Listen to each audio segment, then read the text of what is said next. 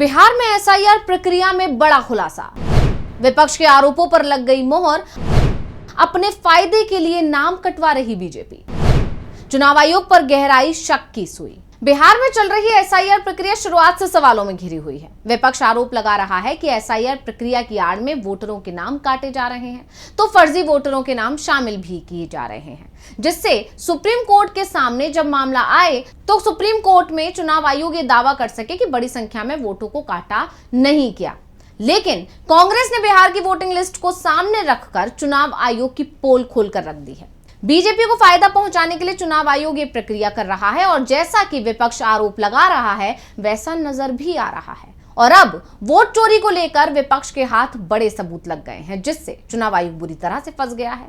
तो इस special report में हम विपक्ष के हाथ लगे उन्हीं बड़े सबूतों की जानकारी आपको देने जा रहे हैं, जिससे आप समझ जाएंगे कि कैसे बिहार में वोटों की चोरी करने की प्लानिंग की गई है, लेकिन विपक्ष ने भांडा फोड़ कर दिया। नमस्कार, मैं हूं अंशिता।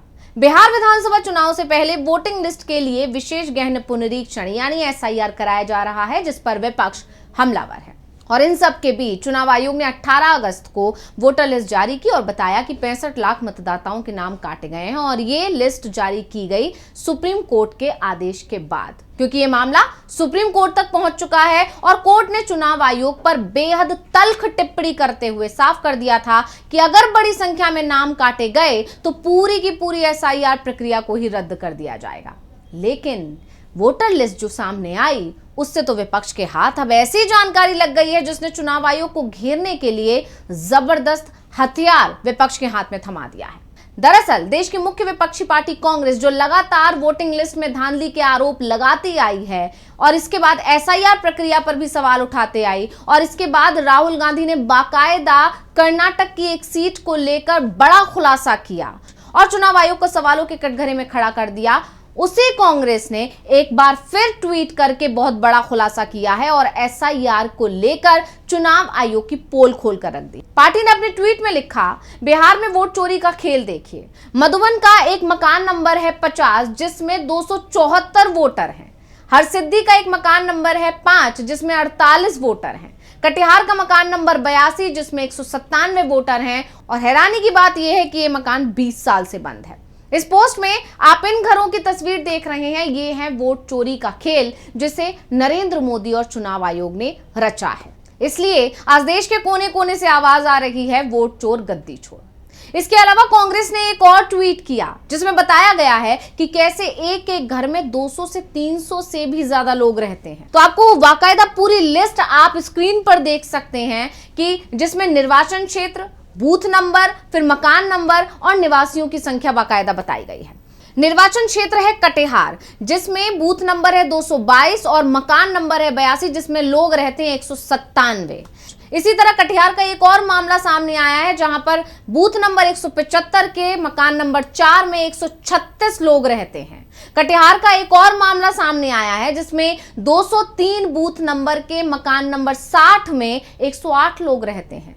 अब पूर्णिया की तरफ बढ़िए तो पूर्णिया में आप देख सकते हैं कि 12/1 में 2 मकान नंबर है जहां पर 22 लोग रहते हैं। इसी तरह 12/2 में 2 मकान नंबर जिसमें 153 लोग रहते हैं और इसी तरह 12/1 के 3 मकान नंबर में 84 लोग रहते हैं। हरसिद्धि एक जगह है जिसका जिक्र ऊपर के एक ट्वीट में भी किया गया है कांग्रेस की तरफ से। उसकी लिस्ट में देखा जा सकता है कि कैसे 288 के मकान नंबर 2 में 82 लोग रहते हैं।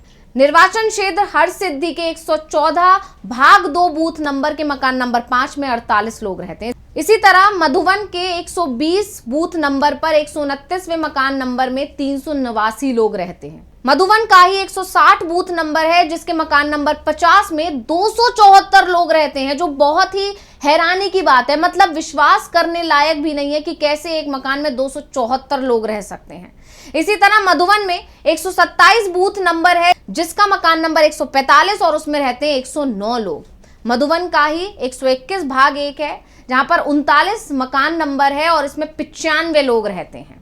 मधुबन का ही 121/3 है जिसका मकान नंबर है 99 जिसमें रहते हैं 64 लोग। और इसी तरह मधुबन का ही है एक बूथ संख्या 294 जिसका मकान नंबर 6 और लोग रहते हैं 81। तो इस लिस्ट में दिखाई दे रहा है कि किसी घर में 197 वोट हैं, तो किसी में 389 हैं, तो किसी में 153 वोट हैं, और तो किसी घर में 274 वोट हैं, जो अपने आप में बेहद हैरान करने वाली बात है कि एक घर में इतने सारे लोग कैसे रह सकते हैं। तो बिहार विधानसभा चुनाव में वोट चोरी के खेल का कांग्रेस लगातार खुलासा कर रही है। पार्टी की तरफ से वोटिंग लिस्ट में धांधली के सबूत भी पेश किए जा रहे हैं।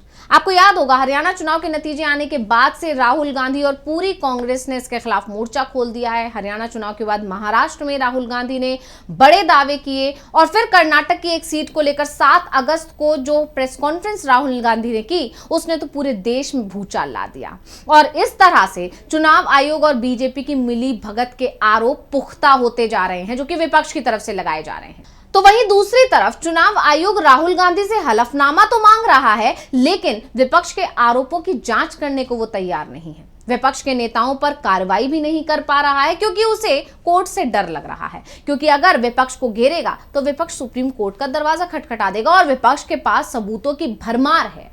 यानी साफ है कि चुनाव आयोग मुश्किल में दिख रहा है। और इस बीच कांग्रेस ने वोटर लिस्ट को लेकर और बड़ा खुलासा कर दिया है।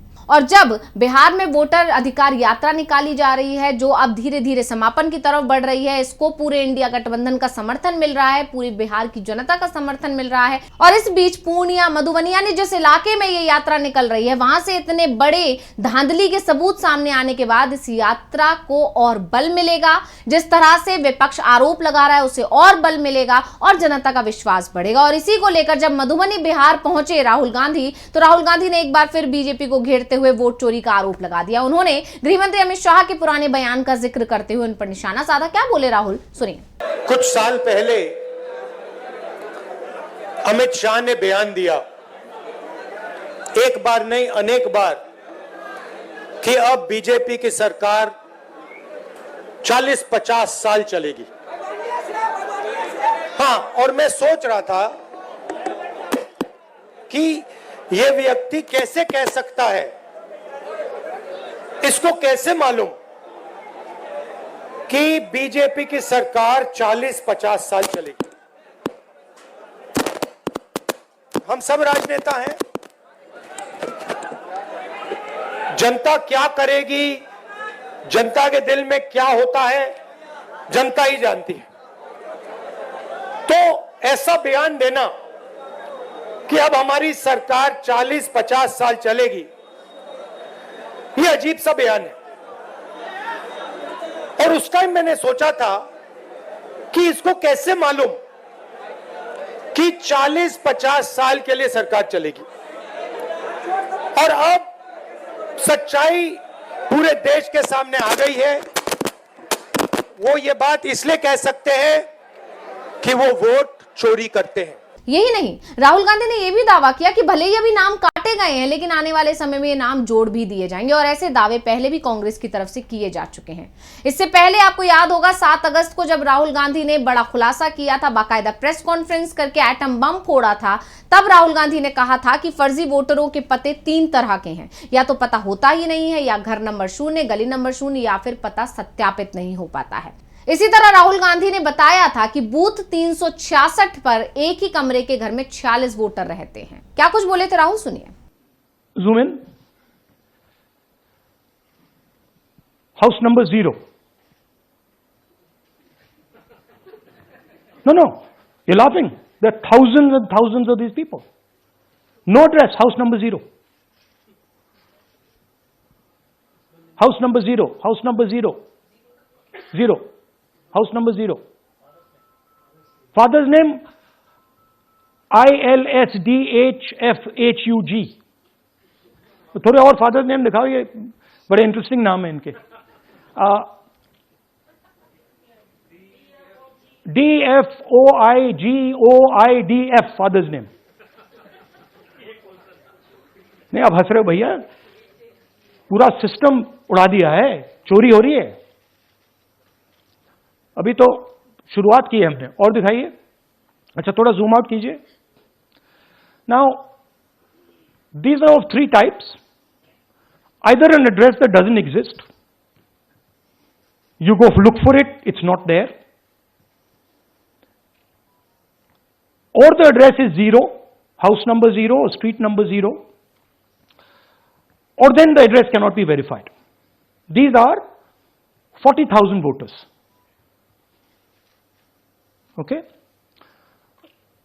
Next, here is house number 35. 80 voters live in this house. We sent people to check. They got beaten up. These 80 people live in this house. It's a single story, single room house.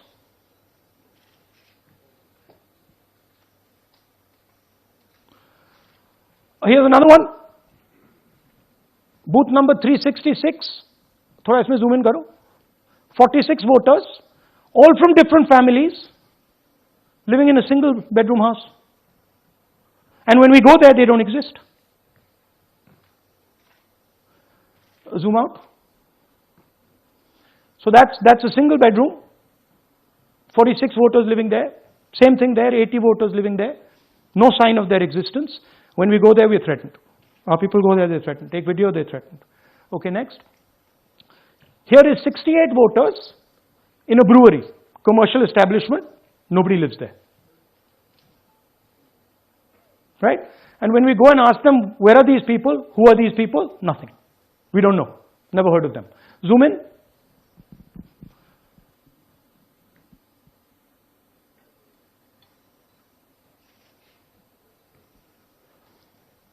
And that's fake and invalid addresses. You can see.